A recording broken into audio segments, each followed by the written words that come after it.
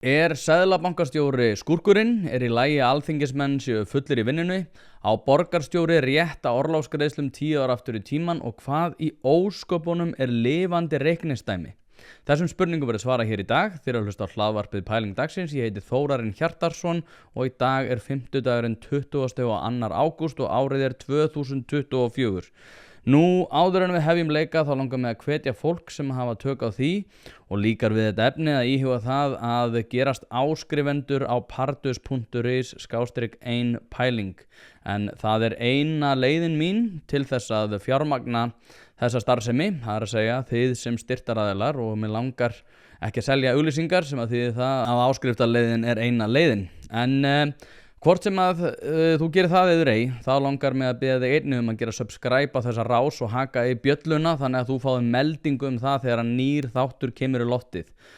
Og eins og ég segi, ef þér þykir þetta efni verið eitthvað sem að aðrir ættu að sjá, þá væri líka gaman fyrir mig ef að þú verið tilbúin að dreifa því á þeim samfélagsmiðlum sem að þú notar. Nú annað sem að ég vil minna á, þá live viðburður hlaðvarpsins Ein Pæling, en hann mun fara fram þann 24. september næstkomandi í Mínigarðinum, en þar ætla ég að ræða við Heiðar Guðjónsson og Þórð Pálsson saman, þar sem við ætlum að fara svona yfir helstu málefni líðandi stundar. Það ekki málaskrá sem að liggur fyrir nú þegar, en eins og ég segi, þið viljið ekki missa af þessu, því að þegar þessi tveir meistarar leggja orð í belg, þá hollast fyrir flesta sem hafa á því áhuga að leggja við hlustir. 24. september næstkomandi í Mínigarðinum, mætið á staðinn. En vindum okkur í þetta. Það eitt sem að ég rak augun í og reyndar það varð, ég búin að vera að skrifa þetta svona upp í vikunni, en það varð mikill frétta erill út af því að Jódís Skúladóttir sagði í viðtali við Samstöðina að henni ofbeiði drykkja á Alþingi. Og mér langar að fara stuttlega í saumana á því máli. Frú forseti, hér verður að greina vandann. Nú, ég held að hún sé að tala drykkjuskap sem að átti sér stað við þinglok núna síðasta þingvetur og einhverjir þingmenn hafi fengið sér í glas og á meðan fundinir voru kannski langt fram eftir kvöldi. Og að einhver, ég veit nú ekki hver það var, hún nefnir að það hafi einhver verið svona sérstakur aðili sem hafa ollið því að hún sendi sérst fyrirspurn til forsætisnefndar Alþingis held ég, og þar sem hún sagði að henni einfaldlega ofbeiði þetta. Ég væri rosalega til í að vita hvað einstaklingun þetta var sem að ollið því að henni ofbeiði svona rosalega, en hún talaði almennt að þetta væri eitthvað sem væri rosalega mikið gert í óhófi. En ég var endur að hlusta á viðtal við Sigmund Davíð og Vilhjálm Árnason í morgun, þar sem að þeir sögðu einfaldlega, náttúrulega Villi Árna drekkur ekki, en hann sagði að þetta væri eitthvað sem væri búið að skána rosalega mikið síðustu ár og væri eitthvað sem að hann hefði persónulega ekki miklar áhyggjur af. Sigmund Davíð benti á að þetta hafi verið miklu meira vandamál áður fyrr, en eins og segi, Jódís Skúladóttur þótti þetta vera mikið mál og ákvað að gera og svo fjalla þetta meðal annars Samstöðinni og sendi fyrirspurn á forsætisnefnd Alþingis. Og eins og segi, kannski hefur hún eitthvað til síns máls. Við skulum aðeins skoða hvernig þetta fór fram allt. Og það nú svo merkilegt með persónufrelsið að neysla einstaklings aldrei hans einkamál. Alveg sama hvernig við málum það upp að þegar að neysla komin úr hófi, hvort sem að það nokkur glös á hverju kvöldi eða ein flaska á laugardegi eða hvernig sem að sú mynd birtist, þá vinir, ættingjar, vinnufélagar, þetta hefur áhrif á líf fólks. Og nú ætlum ég að kasta hérna bombu. Ég ávarpaði það í forsætisnefnd í sumar að mér ofbauð áfengisneysla í kringum þinglokin.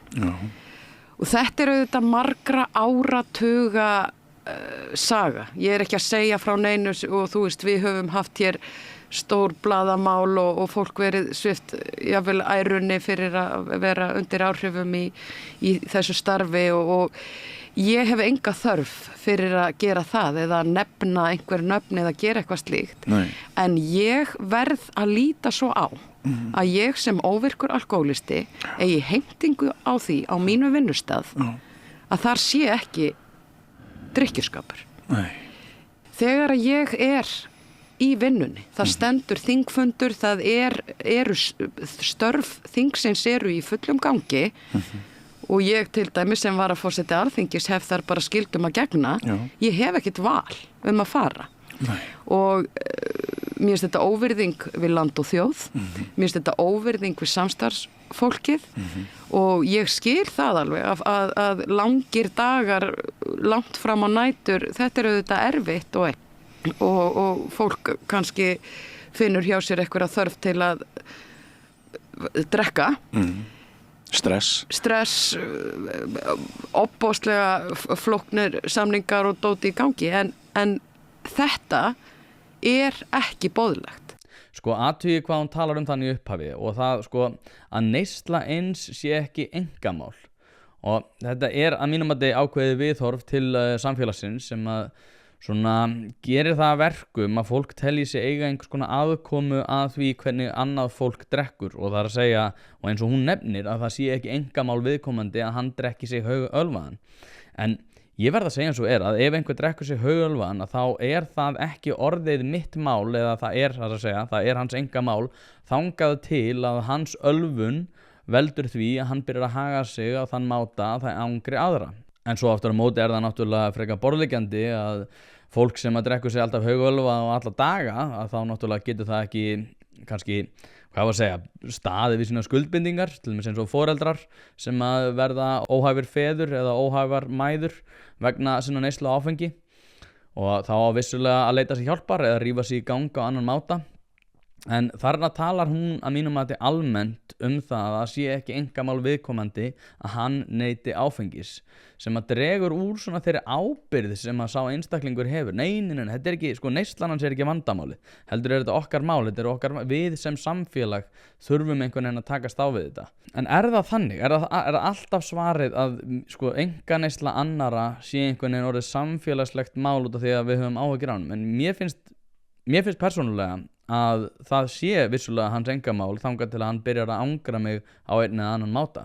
En þetta var bara ljósi á svona svolítið áhugaverðan vinkil varðar neyslu og það var sko áður en að Gunnar Smári og Björn Þorláksson sem eru náttúrulega hjá Samstöðinu og birtu þetta viðtal, áður en að þeir birtu þetta viðtal að þá voru þeir að rappa saman það hvað þeim þætti þessa umræðu og þar kom svona margt í ljós sem var það svona undirliggjandi þætti allra þessar umræðu og þannig Gunnar Smári til með spurður það hvort að áfengi og svona aukin áfengisneysla tengist nýfrjálshyggju. Ég búinn að búta og svona taka niður nokkra búta úr þau samtali en ég held að ég sé að fara vel með hans skilaboð, ég held að ég sé að bera þau fram rétt. Hann byrjar að segjast ekki vita hvort að tengsl sé að ræða, skoðu þetta. Af því að þú ert svo ofta fjall nýfrjálshyggjuna, hefur hún verið meðferðarstarfi SÁÁ skaðleg? Ég veit að sko og endur tekið að það ólík sjónarmið á alls konar hlutum. Í sjálfum svo gæti ég haldið í fram sko að SÁÁ með dæmi nýfrjálshyggjuna. Það verður til í upphafsárum nýfrjálshyggjunnar. Ég held að þessi stofnað 1979 frekar en 78. Og þá það, það var búið að vera, bindindi stefnan hafði verið ríkjandi og hafði verið bann og þá var ennþá bannaði bjórinn og þá var ríkjandi stefna stjórnvalda var það að ætti að beita aðhaldi, félagslegu aðhaldi til að draga úr skaðsemi áfengis. Svona nýöldin sem svona aðdragandi af nýfrjálshyggjunni eða svona menningarlegur aðdragandi af nýfrjálshyggjunni, þá kemur hugmyndin það sko að áherslan á einstaklingana og að endar svo kannski með því að Margaret Thatcher segir að það ekki tilneitt sem heitir samfélag bara að safna af einstaklingum og tilboð SÁÁ og þessara businesskalla sem fóru til Ameríku og komu heim til samfélagsins var eiginlega það ef að við fáum peninga til að lækna alkohólistana þá megið þið drekka þessu viljið það var tilboðið sko. Já. Og það, ég held að það hafi verið ástæðan fyrir því að SÁÁ var stofnað bara með fullt háskólabíó og hennar rosalega velvilja. Og sömuleyti SÁÁ kannski svona, það ekkert mörg svona félagsleg fyrirbrigði sem við getum bent á sem að eiginlega hægt að segja sé eiginlega hægri fyrirbrigði sko.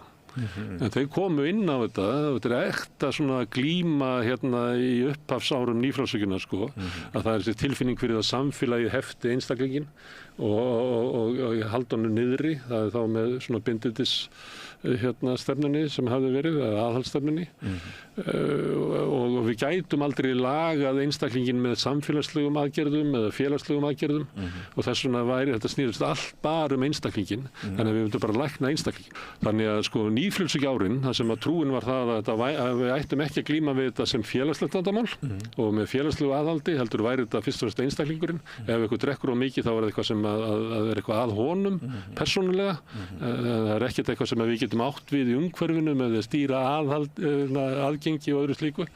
Að nýfrjálshyggjan hefur sko stór aukið áfengisvandamál í Danmörku og Bretlandi umfram það sem er hér, en við erum byrjað að sjá hér bara ungt fólk með skorpulur þekktist ekki á Íslandi, bara þekktist ekki.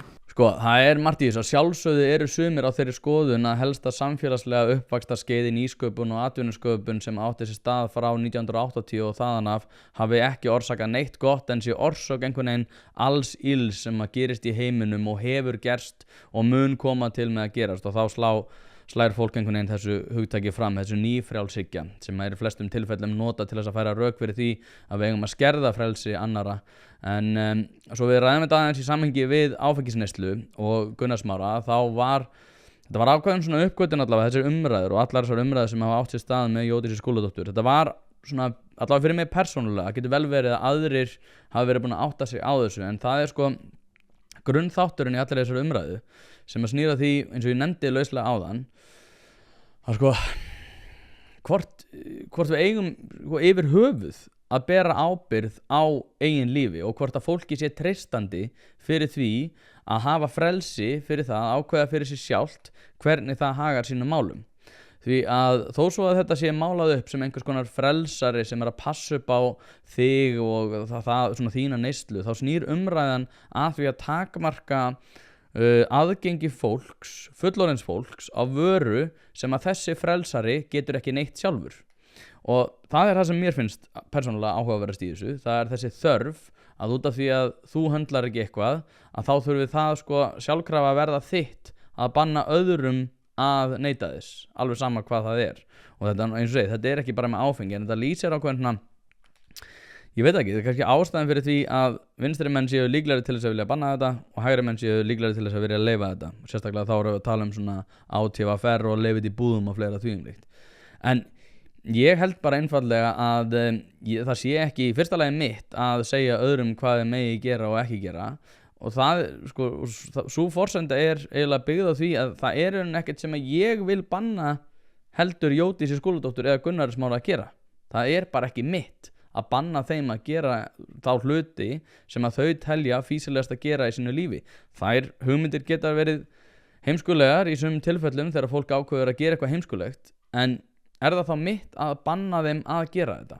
Og nú er ég ekki að segja sko að áfengi sé ekki sko böl fyrir marga. Og ég þekki marga virka alkohólista, ekki virka, ég þekki marga óvirka.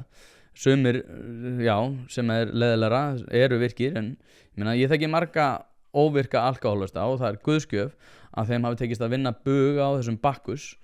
Og ég hef sjálfur hægt tíma að neyta áfengis einfallega út af því að mér fannst ég ekki algjörlega svona hafa stjórn á drykkjunni.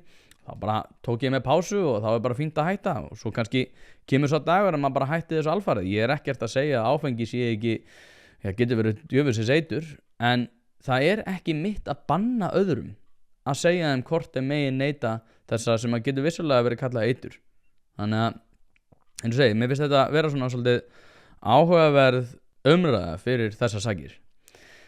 En þegar þessar umræður kom upp þá var einhvern veginn farin beint í það að hefja einmitt, eins og var svona fyrirsjáanlegt eins og gerist alltaf, að vera að tala um takmörkun á aðgengi fyrir fullorðið fólk og það sé nauðsynlegt.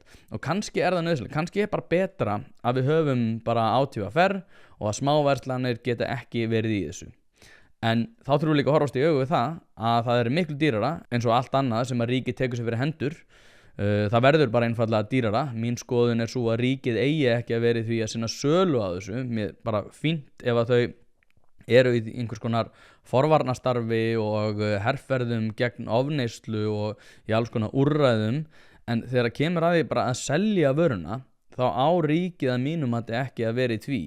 Og eins og segi, það er hægt að fara rauk fyrir öllu hinn, það er hægt að fara rauk fyrir öllu hinn á sama tíma og þú telur að ríkið einfaldlega standi mjög illa að áfengishölu sem að þau gera. Þetta er ótrúlega dýrt, það er engin hvati í því að standa sig betur, þannig að eins og segi, ég skil ekki af hverju við ættum að vera með heila stofnun utan það að vera að sinna því að útbýta þessu. Ef við ætlum að annað borða að leyfa þetta, sem að við verum kannski, allavega sumir að þeirri skoðun að við höfum ekki að leyfa þetta. En í sambandi við Alþingi, þá er það hins vegar alveg álitlega gagnrýni að fólk eigi náttúrulega kannski ekki að vera ölvað í vinnunni. Það er menning víða í heiminum að fólk drekki með þingstörfum og sérstaklega ef að fólk er að missa sig í gleðinni eins og Jóti segir. Og eins og hún segir að hafi gerst, að þá er það auðvitað áhugavert. Og eins og ég er rosalega spenntur fyrir því, ég vona að koma upp að vita hvað aðili misti sér aðeins meira í gleðinni og var einhvern veginn að skandaleserast, sérstaklega hún nefnir í kringum þinglok. En svo eins og ég ætla aðeins að fara í smá út úr, það er líka samt annað að það er alltaf svolítið áhugavert að tala við bindindisfólk áfengisneyslu, því að þau náttúrulega telja að allir sem að neyti nokkuð séu alkohólistar, út af því að, já, eins og segi, þau höndluðu það kannski ekki og þá einhvern veginn eru þau meira á þeim buxunum að aðrir höndluðu þetta ekki heldur. Og svo eins og þetta kemur fram, það er svolítið áhugavert, nú er ég að fara að vera mjög leiðilegur við vini mína sem eru núna edrú í dag, en að rosalega oft þegar fólk verður edrú að þá telja þau sig vera komin með eitthvað Spielberg handrit í hendurnar og að þeirra reynsla af því að verða edrú sé einhvern veginn stórkostlega áhugaverð saga sem að hægt er að lesa í, og þetta er einhvern rosa stóu spekis handrit af því hvernig við höfum að haga samfélaginu, og oftast er þetta bara já, ég meina þú skist upp á bak og núna ertu edrú, sem er bara gott og gilt. En eins og segi, ég án þess að nú að vera leiðilegur við þá sem að verða edrú, sem er algjörlega frábært, að þá kannski lesa þau oft svolítið mikið í það hversu áhugavert og hversu mikið við getum lært af þeirra lærdómi. Já, eins og segi, ég er kannski komin á svolítið hálan í sér, en þetta er það sem ég finnst, og mér finnst þetta Jódís Skúladóttir lýsir þessu þannig að það sé rosalega mikið eitthvað hægt að lesa í hennar sögu, og þetta hafi verið rosalega uppljómandi og það geti verið uppljómandi fyrir alla aðra. En eins og segi, það er oft þannig að fyrrum alkohólistar telja að sín saga sé eitthvað merkilegur en annara, sem hún kannski er ekkert alltaf. Og svo er það líka þannig að þau eru með rosalega lágan þröskuld gagnvart öðrum og þeirra drykkju, sérstaklega þegar orðaræðin er farin að snúast að, eins og segi, mín neysla sé sjálfkrafa orðið eitthvað mál sem að varðar Jódísi. Eða þau segja þetta náttúrulega ekki þannig, þetta er meira þetta er ekki þitt einkamál, þetta er mál samfélagsins. Allar þínar ákvarðanir eru mál samfélagsins, og ég held einfaldlega að það sé ekki rétt. En svo er þetta að taka bara hinna hliðina á þeim pening, bara segjum sem svo að þetta sé, að mín neysla sé sjálfkrafa orðið málefni samfélagsins, að þá er líka hægt að fara að ræða til dæmis neyslu sykurs og skyndibita sem að hefur áhrif á heilbrigðiskerfið. Svo getum við tekið þetta ennþá lengra og sagt að fólk í lægri tekjutíundum ættu ekki að fá að reykja, út af því að þau eru með lægri skatttekjur til ríkissjóðs og áhrif á heilbrigðiskerfið. En eins og segi, þetta er bara umræða sem að við viljum ekkert vera að feta spor okkar nær, út af því að eins og segi, hún er ósakjörn. Við viljum að sé einhvers konar vissulega, já, við viljum aðhald gagnvart þeim sem eru kannski í ofneyslu, við viljum einhvers konar úrræði fyrir þá sem að missa sig algjörlega, við viljum að reyna að minnka þetta. En svo erum við einhvern veginn á rosalega skrýtnum stað, við erum að tala það að skaðaminkandi úrræði, það snýst fyrst og fremst að veita þeim sem að eru í neyslu meira af eiturlyfjum. Þannig að, eins og segi, það er margir þættir í þessu sem er alveg einkennilegir, en strax og við erum komin í það að mín einkaneysla sé sjálfkrafa orðið eitthvað sem er ekki einkamál, að þá erum við komin bara á rosalega skrýtna braut. En eins og ég segi, ég veit ekki hvaða skref best að taka í þessu. Já, með alþingismennina, út af því að þetta snýri svolítið það, eða umræðan byrjaði á því. Ég veit ekki, náttúrulega, þú veist, kannski þarf eitthvað að taka í taumana á því hvernig alþingismenn haga sinni drykkju þegar þingstörf eru að eiga sér stað. Ég ætla bara ekkert að fara að segja nákvæmlega til það. Sjálfsögðu eigum við að geta farið fram á það að þau séu ekki drukkin við sín störf. Góðir Íslendingar, gerum betur. En eina sem ég veit að næst að verður farið á Klausturbar, þá veit ég allavega hvernig verður ekki boðið. En ég reyndar held að Klausturbar sé reyndar ekki ennþá í rekstri, sem alveg ótrúlegt, því að hugsa ykkur hvað Klausturbar fekk ótrúlega góða auglýsingaherferð hérna árið. Það eiginlega ótrúlegt að hafa ekki náð að nýta sér þetta meira, því að það eiginlega ekki fjallað neitt annað í mjög langan tíma. Það eiginlega ótrúlegt að þeir hafi hætti rekstri. Þrátt fyrir þessa, eins og ég segi, bestu auglýsingaherferð sem að ég held að nokkur bar hafi nokkuð tíman fengið. Glata tækifæri þar. Nú, annað sem vakti athygli nýverið voru orlofsgreiðslur til Dags B. Eggertssonar, en þær hafa náð 10 ár aftur í tíman og því umtalsverðar fjárupphæðir að ræða. Ég ætla svo sem ekki að fjalla þetta mál eitthvað mikið, það búið að fjalla mikið þetta, en ég ætla þó að segja ykkur frá persónulegri sögu sem að ég, sem sagt, mín eigin saga, en þannig mál með vexti að fyrir nokkrum mánuðum þá var ég kallaður á fund yfirmanns míns og þetta var stuttu fyrir síðustu kjarasamninga og eins og segi, hún tjáði mér að ég ætti töluvert orlof aftur í tíman sem að ég ætti eftir að nota og ég sagði, já, ég nú bara vanur að taka þetta þannig að ég kannski vinn og stundum hef ég bara sleppt í að taka sumarfrí og ég fíla alveg að taka löng frí og langar vinnutarni, þannig að í sumum tilfellum hef ég unnið, ég veit ekki, 3 eða 4 ár og safnað mér þannig upp orlofi. En hún sagði mér þannig að ég hefði mjög nauman tíma til þess að klára fríið sem ég ætti uppsafnað og það myndi koma til með að fyrnast ef ég myndi ekki nota það fyrir 30. apríl. Þetta var í manningi, þetta var einhver tíman í þannig febrúar og ég átti að setja hellingsinni sem væri bara einfallega að fara að fyrnast. Og sko, nú vil ég vekja athygli á því að ég vinn hjá Reykjavíkurborg á sambýli og því ættu svona sömu lög og reglur að gilda mig og Dag B. Eggertsson sem einnig starfsmaður borgarinnar. En ég sem sagt brást þannig við að spóla inn í eins mikið frí og ég gat til 30. apríl. Ég veit ekki hvort ég hafi náð að klára það eða hvort það hafi fyrnast. En eins og segi, ég átti töluvert orlof og það myndi koma til með að fyrnast. Þannig að ég þurfti að taka alltaf skipulag sem að ég hafði sett í kringum orlofum mitt, meðal annars út af því ég var að eignast barn fyrir ekki svo löngu og móta það þannig að ég tæki það út á tíma sem að hentaði mér ekki. Og aðtíð að annars sko hefði fjármunir bara horfið og það er sko fyrir mig. Og þetta eins og segi, þetta var tilkynnt yfirmönnum með að mínum að þetta er nokkuð skömmum fyrirvara og kom mjög mörgum á óvart þó svo að þetta hafi verið eins og segi í bígerði í einhver tíma. En þetta var kynnt sem eitthvað sem að myndi sko koma starfsmönnum vel út af því að hugmynd borgarinnar það hvað sé best fyrir starfsmenn þess sé ákveða á hvaða tímum þeir vinna, hvernig skipulag vakta starfsmennina eiga að vera og til þess að bæta ofan á þessa forræðishyggju þá því nú hótað að orlofið þitt fyrnist ef að þú nýtir það ekki og sú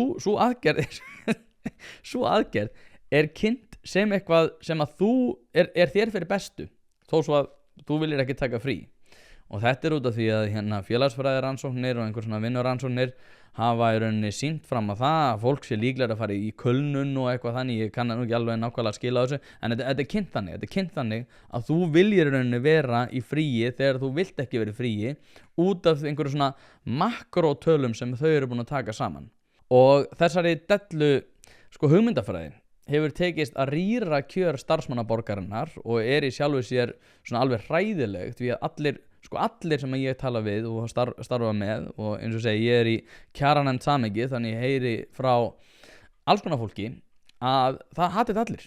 Fólk hefur lækkað í launum út af því að þeir get ekki mótað vaktir eftir eigin þörfum og þurfa eins og segja að spóla inn fullt af fríi á tíma sem það hentar ekki og svo kemur það bara úr hatinum að Dagur B. eigi orlof 10 ár aftur í tíman og að hann muni bara fá þetta greitt út þó svo að engin annar sé á þeim stað og svo ætla ég líka að fara rauk fyrir því út af því að núna hefur Þórarinn Eyfjörð sem er einmitt formaður samhengis og ég hef verið að starfa með hann bendir á einmitt bara heyrðu við þurfum þá bara að skoða það hvernig málum var hagað þegar að fólk var að taka þetta orlof þegar það átti raun rétt á því að vera að sleppa því og fá það greitt út.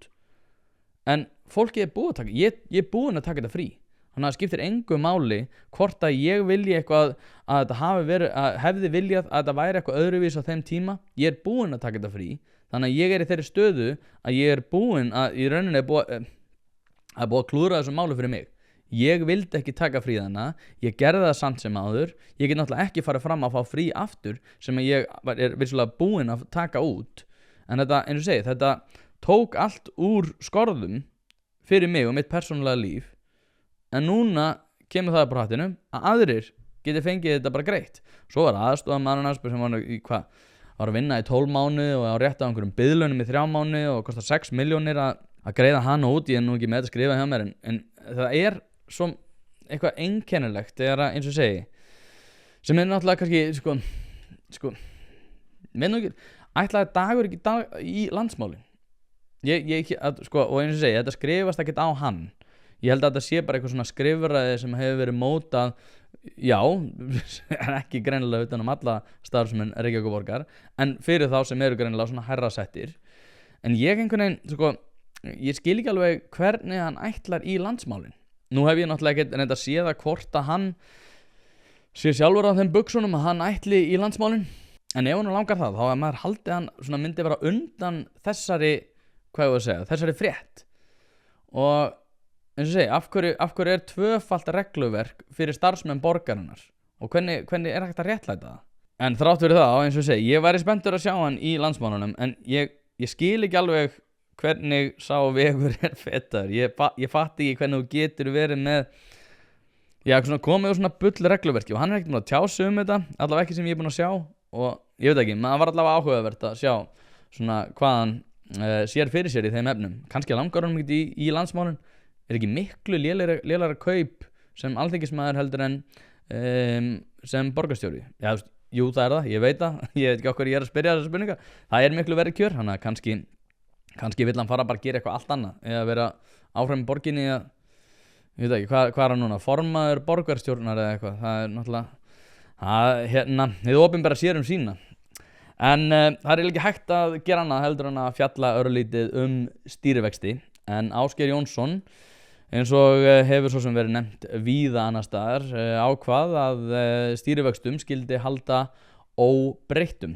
Og við tók eiginlega, og reyndar í svona aðdraganda þessa, það var rosalega einkennileg umræða í bæði fjölmiðlum og víða, þar sem að ábyrgð Ásgeirs Jónssonar hefur verið svona í brennidepli.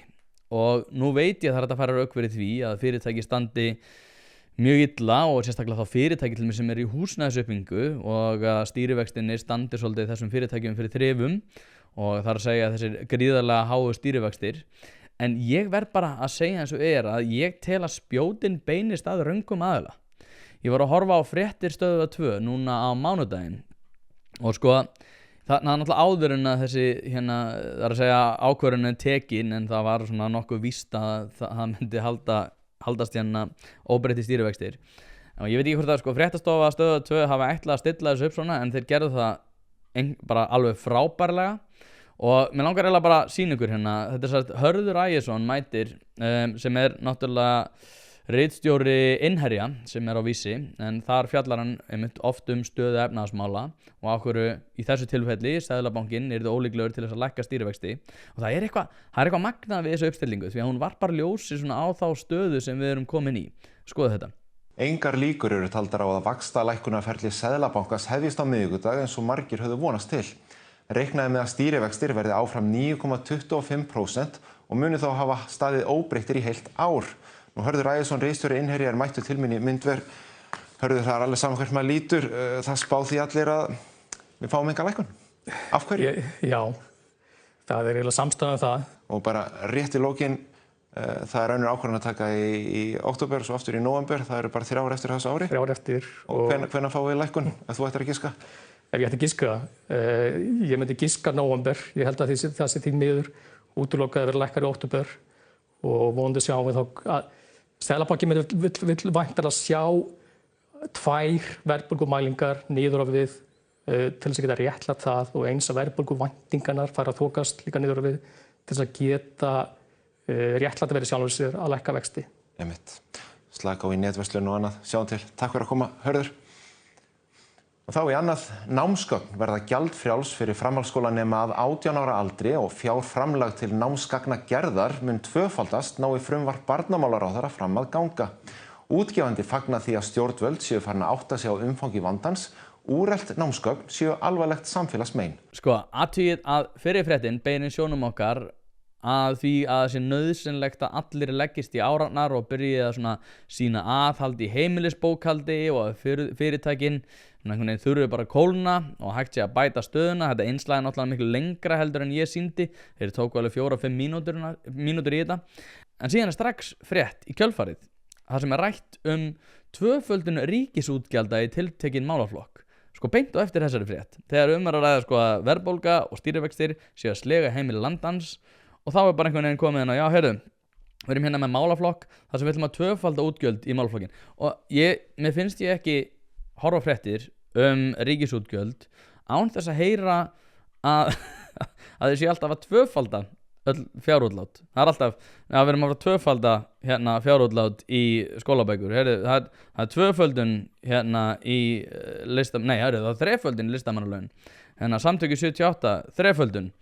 Það er rosalega einkennilegt viðmót sko stjórnvalda og það er sko, mér myndi líða betur ef þetta væri 2,5, svona 2,5x og þá myndi þetta alltaf að hljóma eins og það væri einhver svona eða svona einhver kostnaðarmat á bakveða, en við heyrum bara tvöföldun og þreföldun. Það er eins og það svona liggi rosalega, hvað ég var að segja, svona lifandi reiknistæmi sem ég ætla að koma inn á eftir í sambandi við það þegar ríkisrekstur er annars vegar. Og mér finnst það rosalega skrítið, eins og segi, ef það veri 1,8 eða x, þá myndi ég svona, já, ok, þau eru greinilega búin að hugsa þetta. En nei, þetta er alltaf bara tvöföldun, þreföldun. Og eins og segi, ég er búin að ræða svona rofin tengsl stjórnmálafólks við veruleikann og svona ætli þessi fítus sé ekki svona skýrasta dæmið. Og já, ég skil alveg að fólk segir á móti, býtum við. Hér er verið að koma til móts við hópa sem hafa beðið á hakanum og þetta er alltaf hópar sem hafa verið að bíða rosalega lengi. Það er eins og allir þegnar landsins í einhverju stórkostlegri biðstöðu alltaf, en eins og segi, það er að fara rauk fyrir því að þetta sé bara gott og við erum að koma til móts við einhverja hópa og þeir þurfi að vera að bíða lengi og við þurfum einhvern veginn að koma til móts við þá og þeir með ekki bíða lengur þó svo að við séum að reka ríkisvélina í gríðarlegum halla. En þetta er einhvern veginn bara alltaf sama sagan og ég ætla að sýna ykkur sko annað dæmi sem eru fréttum frá því í gær þegar að stýrivaxta ákvörðunin var tekin og þá sko kom eiginlega nákvæmlega eins frétt þar sem að fyrsta fréttin var svona stórkostlega innspýtingu og umbyltingu í vegaframkvæmdum á höfuðborgarsvæðinu þar sem að spóla verður inn 311 milljörðum yfir vinnutíman og svo strax í kjölfari kemur frétt þar sem að seðlabankastjóri rökstyður það að þau þurfa að halda stýrivöxtum óbreyttum sem er að sjálfsögðu út af því að það er engin kólnun í hagkerfinu. Og við byrjum á samgöngumálum en heildarkostnaður ríkis og sveitarfélaga á höfuðborgarsvæðinu við uppfærða samgönguáætlun er áætlaður 311 milljarðar króna. En ávinningur af framkvæmdunum er talinn verða rúmir 1100 milljarðar. Ríkið mun koma að rekstri almenningssamgangna í þessari áætlun. Heimir Már Pétursson. Fulltrúar ríkisins og sveitarfélagana 6 á höfuðborgarsvæðinu skrifuðu undir uppfærða samgönguáætlun í salnum í Kópavogi í dag. Borgarlína hefur fengið mesta almenna umræðu en sáttmálinn nær einnig til mjög margra stóra samgönguverkefna. Við munum ekki leysa úr samgöngu áskorununum nema með öflugum almenningssamgöngum og sterku göngu og hjólreiðastígakerfi ásamt með mikilvægum stoppvegaframkvæmdum. Það er til dæmis engin ágreiningur neinar af þessum helstu stoppvegaframkvæmdum. Eðlilega komið síðan upp ólík sjónarmið þegar komið að skipulagsmálum sem leyst verði úr í tímans rás. Við einfaldlega komumst að þeirri niðurstöðu eftir að hafa lagst yfir þetta að þetta er slík gjörbreyting á almenningssamgangnakerfinu með þessari stóru auknu tíðni og miklu þétt riðnara neti að sveitarfélögin myndu þurfa meiri stuðning heldur en að þau hafa haft til þess rekstrar og ríkið axlar þá ábyrgð á þriðjungi þess kostnaðar. Seðlabankastjóri segir ekki hægt að lækka vexti í þeirri þenslu sem nú ríki í efnahagsmálum. Vextirnir komi mjög misjafnlega við fólk en virðist hafa lítil áhrif á stóran hluta þjóðarinnar því neysla væri enn mjög mikil. Sko, í gær þá ræddi ég við Ágúst Bjarna Garðarsson, þingmann Framsóknarflokksins og ég er að fara að vinna það strax og ég er búinn að taka þetta upp en þar fórum við meðal annars yfir þessi mál og ég verð að segja eins og að þó svo að ég tel að Ágúst Bjarni sé alveg frábær og mér finnst mjög gaman að tala við hann, ég held að hann sé skýr og heiðarlegur stjórnmálamaður en mér finnst einfaldlega sko þessi rofnu tengsl það einhvern veginn eins og að stjórnmálamenn séu bara ekki á þeim buxunum að þeir beri nokkuð skona ábyrgð í ríkis útgjöldum. Það eins og þetta sé bara einhver annar hlutur. Og það sérstaklega áhugavert þegar við sko horfum til þess að það sömu aðilar oft, það að segja þessi stjórnmálamenn, sömu stjórnmálamenn sem að færa rök fyrir óheftum ríkisútgjöldum og jafnvel sko í sömu setningu að tala það að seðlabankastjóri þurfi að rífa sig í gang. Og það þetta sem ég finnst svo einkennilegt við eiginlega allt sem að við kemur ríkisútgjöldum í dag. Það sko, seðlabankastjóri náttúrulega í ákveðnu ofbeldissambandi með ríkisstjórninni og þrátt fyrir það þá einhvern veginn svona beinist athyglan alltaf að fórnarlambinu. Og ég veit ekki alveg hvernig, sko, þetta svolítið eins og fylgjast með svona atburðarás þar sem svona brennuvargur sem að kveikir í húsi. Svo mætir slökkviliðsmaðurinn og brennuvargurinn fer að drulla yfir slökkviliðsmanninn út af því að það sjónvarp inni eða eitthvað þannig sem má ekki verða fyrir vatnstjóni og svo horfa svona viðstættir á að já, þetta nú ekki gott að brennuvargurinn verði fyrir vatnstjóni á sjónvarpinu sínu en við erum einhvern veginn Ásgeir bara að reyna að slökkva eldinn brennuvargurinn að drulla yfir hann fyrir það að reyna að slökkva eldinn og þetta svona rætur svona að reykja svolítið út í það að það oft talað það að fólk sko að ríkið greiði fyrir eitthvað. Ríkið greiðir ekki fyrir neitt, það eru bara skattgreiðendur sem að greiða þetta og mér langar að sko setja eins í svona smærra samhengi og horfa þetta svona út frá stöðu okkar borgarana og já, vissulega greiða þeir hærri skatta sem eru með hærri tekjur sem að þýðir það, þetta einhvers konar jöfnunartæki líka en þrátt fyrir allt þetta, þá getum við samt verið sammála það að sama hversu háa skatta fólk greiðir að þá eigi þeim sköttum og peningum sem að ríkið almennt svona tekur af þér til þess að borga fyrir eitthvað annað að þeir séu sko notaðir á skynsamlegan máta og stillum þessu bara aðeins upp sko eftir áherslum það að segja áherslum borgarana og þeim sem eru svona að greiða hæstu skattana og skattana sko hvort líklegra ef að fólk fengi val að fólk myndi kalla eftir léttari húsnæðisbyrði auðgun efnahagslífsins og náttúrulega þegar fyrirtæki meðal annars og kannski sérstaklega utan á höfuðborgarsvæðisins eru að leggja í laupana svo hvort líklegra að fólk myndi kalla eftir léttari skuldabyrði og aðhaldi í ríkisrekstri heldur en til dæmis betri samgangna á næstu 15 árum ókeypis skólamáltíða þjóðarhöll og þreföldun listamannalauna og ég veit eitthvað annað því líkt og sko, ég bara að tala sko mál sem hafi verið að eiga sér stað síðastlega 2 vikur það var þegar Trump varð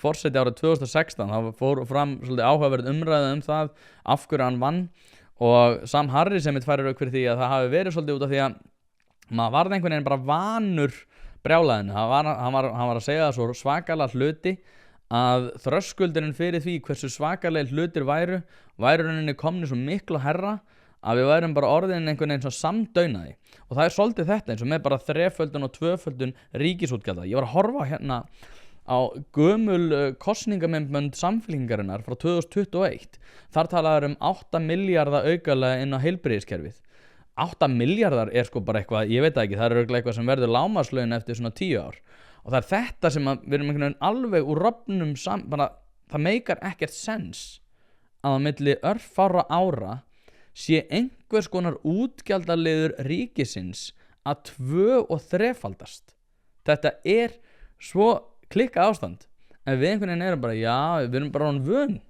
að heyra bara, já, nei, 2-földun, það örugglega flott 3-földun, já, örugglega og svo sko eins og ég að fara að koma inn á þetta smá að þá þetta allt lifandi reiknistæmi en svo við ræðum aðeins samgöngusáttmálan og þessa 311 milljarða sem að munu koma til með að verða þessi innspýting inn í samgöngur á höfuðborgarsvæðinu það náttúrulega bara á höfuðborgarsvæðinu sem að ég hef ekki hefur ekki alveg nægilega mikið komið fram, en þetta ansið sett, það hérna á forsíðu Morgunblaðsins, þá sko, það þrjár setningar hérna. Þetta sem sagt frétt sem tekin upp úr viðtalgreinilega við Bjarna Benediktsson og þar segir útreikninga raunhæfara en áður. Samgöngusáttmálinn nær 2-falt dýrari, undirritað í gær. Sko, nú vil ég bara fá að vita að ef að þetta eru raunhæfir útreikningar, það er að segja 2-földun fjármagnsáætlunar, hvaða starfsmaður komst eiginlega að fyrri niðurstöðunni? Og hvernig getur það verið að 2-földun sé raunhæf tala? En svo var það sko líka til að bæta gráu ofan á svart, að þá var það núna í fréttum í gær, að þá var verið að ræða við Svandísi Svavarsdóttur. Ég held að þetta hafi verið í fréttum eða þá að þetta hafi verið eitthvað sem var tekið í viðtali við hana og byrtin á einhverjum fréttavef. En þar kom Svandís Svavarsdóttir innviðaráðherra fram og sagði í kjölfarið að þetta væri sko þessi sáttmáli, þessi 311 milljarðar sem 2-földun, þetta allt lifandi reiknistæmi og að enn eigi eftir að útfæra ýmis atriði varðandi fjármögnun hans og þetta var sko beint kótað eftir að sko móta ákveðina þætti í fjármögnuninni og þá sko út af því að náttúrulega margt í þessu plani snýr að því að það verði rosalega mikil menningabreiting varðar almenningssamgöngur því að það verða sérakreinar fyrir strætó og fleira því líkt. Það strætó, eins og ég fjallaði áður í þessum þætti, stendur sig alveg rosalega illa. En sko, Sigmundur Davíð kom með frekar skarpa athugun gagnvart þessu markmiði að breyta almenningsviðhorfi gagnvart almenningssamgöngum og þar segir hann: ef að þið teljið að það að þrengja að umferðinni muni neyða annað fólk sem hann setur í gæsalappir til að nýta borgarlínustrætó að því marki að það losni umferð fyrir ykkur, getur verið að það fólk telji að þið séu þetta og aftur gæsalappir annað fólk. Ætla til dæmis ráðherranir að leggja bílunum sínum og nota borgarlínustrætó eða eiga aðrir að gera það. Sko, þetta náttúrulega mjög áhugaverð athugun út af því eins og segi, það hefur verið sett ótrúlegt púður í það að auka sko notkun almennings á strætó. Það bara tekst aldrei. Ég held að það ekki ókeypis á menninganótt og eitthvað þannig. Þeir hættu reynda við það núna ég held að vera ókeypis kvöldið en ekki yfir daginn. Og eins og segi, það hefur verið bara reynt ótrúlega mikið til þess að sko bæta strætó.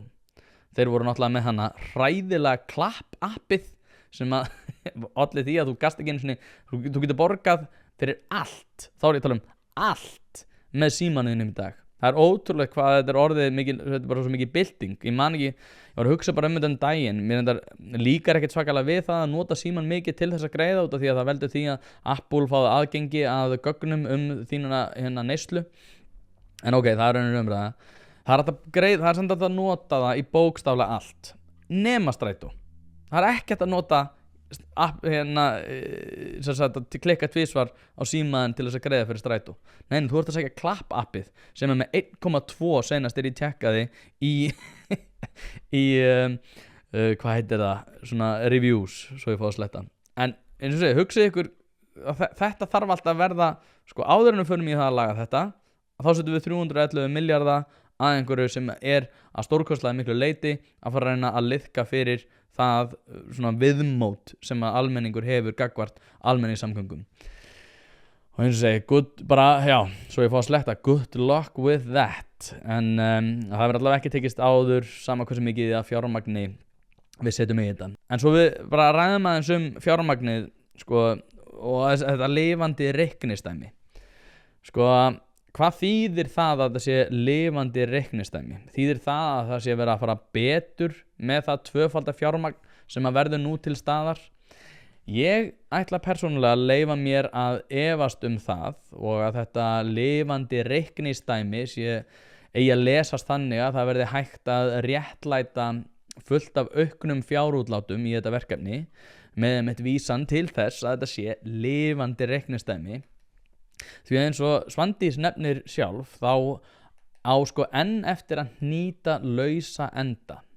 Sko hugsa ykkur töflufund hjá stóru fyrirtæki í áætlunargerð fyrir næstu ár, og í kynningunni, segjum svo ég var að fara með þessa kynningu og ég myndi sem ábyrgðaraðili segja að heyrðu, við þurfum 2-falt fjármagn fyrir þetta verkefni. Það þarf að 2-falda kostnaðinn frá því senast ef við hittumst, og að núna, þetta er orðna miklu raunhæfari tölur núna.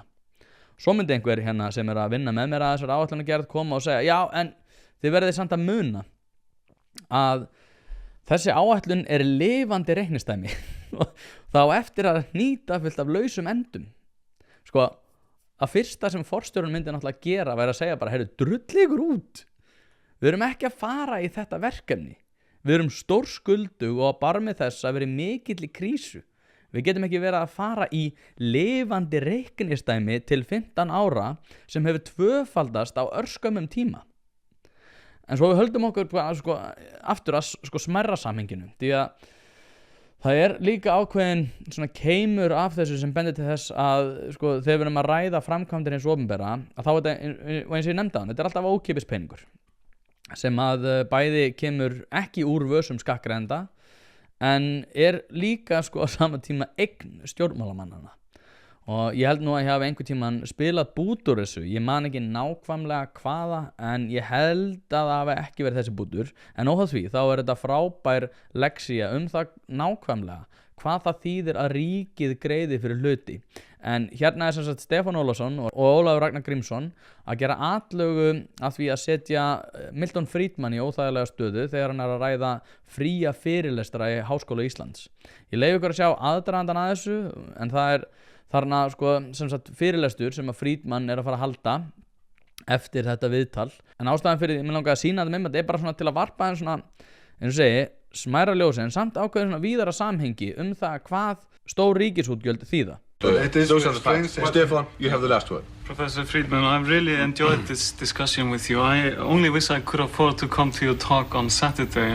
Unfortunately, I can't pay 1,200 kroner this time. I didn't know what they were charging. But and I just want to make it known that I don't consider that an increase in our freedom to hear interesting and provocative ideas, to sell entries to lectures. The University of Iceland has a half-a-century-old tradition of public lectures by academicians and professors or scientists coming from abroad. These are free, open to everybody. Your lecture, unfortunately, is a big break with that tradition. It's the first time that the University of Iceland is a party to selling entrance at such a high price. It's higher even than if the Bolshoi Ballet came to this country. So obviously you are valued very highly. Yes. Well, the thing is that we are not familiar with the... And the point my friend was making to Charles is does not increase freedom academic or otherwise, it decreases it. Well, you see, first of all, I suspect that somebody was paying the expenses of those lectures. Who was paying the expenses of those free lectures? The people who didn't go to it. Now, I ask you the question. I should make clear, I am not getting paid for that lecture. I'm not getting a fee well, then it would be very interesting to know who gets the 300,000 kronas. Whoever may get it. But let me go back from my expenses. I think there will be a lot of costs involved with this. There will be a lot of costs. All right. I want to ask you a very Professor Friedman has the final word here. We are way over time as yet, and I don't think this is a very productive discussion which we are conducting right at the moment. So if I can admonish you and ask you to give Professor Friedman the chance to sum up here at the end. Well, I won't sum up. I'm going to answer just this one question because I think it is a very important one. I think that the word free is one of the most misused words. We speak of free education. Education isn't free, it costs money. You spoke of free lectures, but those lectures weren't free. The lectures halls had to be provided. The facilities had to be provided. I am sure you have paid fees to some of the speakers. What you mean to say is that the people who attended the lecture were subsidized by the people who did not attend the lecture. And I do not believe that that is in my concept of what a free society should be. So I think that the charging of fee for a lecture in order to limit the number to the size of the room, in order to make it available to those who value it most highly, is a perfectly appropriate application of the price system. Sko, stjórnmálamenn get ekki falið sér baku það að vera lýðræðislega kjörnir og þar að leiðandi megi þeir eigða skattfé almennings að þann máta sem að þeim bara listir. Það þarf að vera eitthvað jafnvægi þann á milli og mér finnst þetta reyndar allt tengja sem við erum að ræða hérna í dag. Öll þessi umræðu til dæmis bara áfengisneyslu, að það sé einhvern veginn sko sjálfkrafa, eitthvað sem að samfélagi þarf að láta sig varða, að sjálfsögðu einhverju leyti, en að öll einkaneysla sé sjálfkrafa orðin eitthvað svona málefni samfélagsins og það sé einhver bara svona frelsari að fara að bæta úr því að í mín persónulega einkaneysla sé á tiltekinn máta. En sko, aðtöða, við erum að fara inn í kosningavetur sem að þýðir það að það í rauninni mjög líklegt að við munum koma til með að sjá miklu meira af svona málum þar sem hið opinbera segir eina stundina að það ætla að þrefalda fjármagn í einhvern málaflokk á sama tíma og þau gagnrýna seðlabankastjóra fyrir það að takast ekki á við verðbólguna. Sko, Ásgeir einfaldlega ekki skúrkurinn. Ríkisstjórnin skúrkurinn. Og þú skuldar honum Ásgeiri 10.000 krónur. Já, hann bauðst til að lána mér það sko. En fyrst við vorum nú að tala fría fyrirlestra, að þá langar mig enn og aftur að minna á fríkeipis fyrirlestur sem maður ávist ekki að vera með fría fyrirlestra, en ég ætla samt að láta reyna, en það hérna hlaðvarp Ein pæling þar sem Heiðar Guðjónsson og Þórður Pálsson mæta til þess að fjalla ýmsum mál, eins og segi, málaskrá liggur ekki fyrir, en það verður rosalegt. Þetta 24. september næstkomandi, mínigarðinum 24. september, live hlaðvarp, mætið. En ljúkum þessu, eins og ég segi, Ásgeir Jónsson ekki skúrkurinn og þess vegna skil ég ekki alveg hvernig almenningur og allir þættir sem að snúa þessum efnum geta einhvern veginn móta þá ímynd að Ásgeir sé skúrkurinn.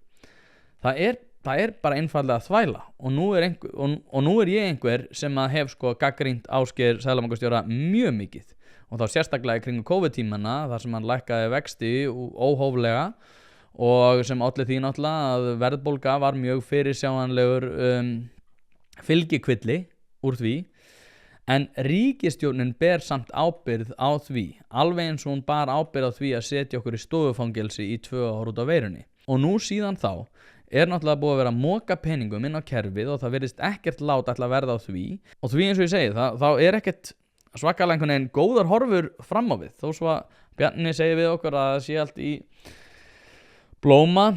Ég meina, já, örugglega, það að fara rauk fyrir því að það sé margt gott, en sko, ef að ríkið fer ekki í einhvers konar aðhaldsstefnu og eins og segi, og svo nefnið nú bara í 100. skipti 2 og 3-földun í einhvers konar sko rökstuðningi fyrir einhverjum áformum orðalag sem að ekki að líðast í vestrænu lýðræðisríki. Það á ekki að líðast. Þetta bara eins og einhver, ég veit það ekki, þetta svona eins og einhver afrískur einræðisherra á 9. áratugnum. Bara já, 2-földum þetta, 3-földum þetta, en 3-földun, 2-földun, þetta stjórnlaust, en ég ætla ekki að hafa þetta lengra. Ég mér orðið heitt í hamsi. Bladraði mikið já, ég fór aðeins svona í hliðarskrif, ég fór víðan völl og bladraði svona í kringum ennu, en eins og segi, ef þú ert komin svona langt að þér líkar við þetta, að þá þætti mig vænt að þú myndir gerast áskrifandi á partus.is/ein pæling og svo máttu endilega gera subscribe á þessa rás, haka í bjöllina svo að þú fáir meldingu nýjan þátt og eins og segi, minna enn og aftur, live viðburður, hlaðvarpið Ein pæling, frýttinn, Heiðar Guðjónsson, Þórður Pálsson, mínigarðinum 24. september. Hafið það gott þangað til næst.